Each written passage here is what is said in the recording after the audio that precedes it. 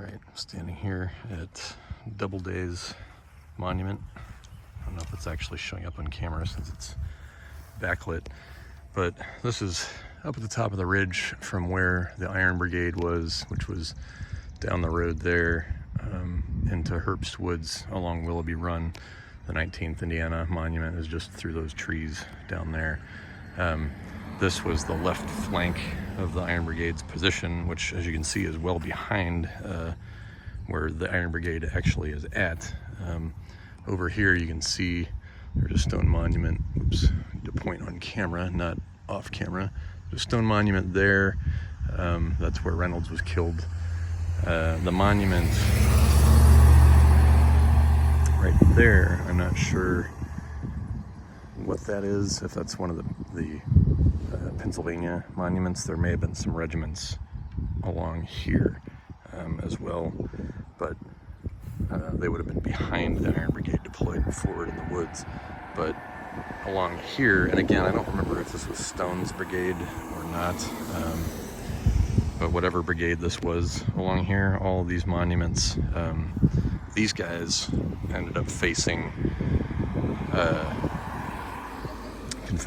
Confederates coming out of these trees here and attacking towards them. And this line here did not last very long, and I mean maybe 20 minutes, if that, and went running back towards the seminary, which you can see, can't quite see as well as I was hoping.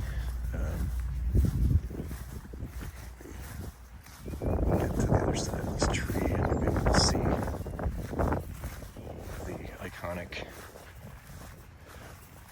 red brick and cupola of the Lutheran Theological Seminary. And there it is. All of the First Corps troops, as the rout began to take effect once the Iron Brigade got outflanked, and they broke, and they got outflanked because these guys along this line ended up routing back towards the seminary. They formed kind of a slapdash last-ditch stand around the seminary before eventually routing back through the town as the Confederates continued to push the attack. So this is where the first day for the Union started to unfold, or started to unravel along here, as troops routed back towards the seminary.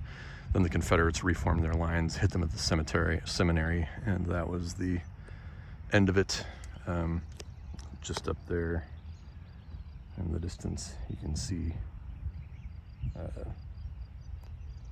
Lee's headquarters, which is that little stone building there. Used to be a motor lodge, and American Battlefield Trust took it over, tore all the non-historical structures down, and restored it to its 1863 appearance, which is pretty cool. But anyway, the Iron Brigade had a good defensive position, but these guys just did not, and the weight of numbers coming at them. Although, properly deployed with artillery, they should have lasted longer than they did. So it was a little unfortunate that they didn't. Certainly didn't do the Iron Brigade any favors.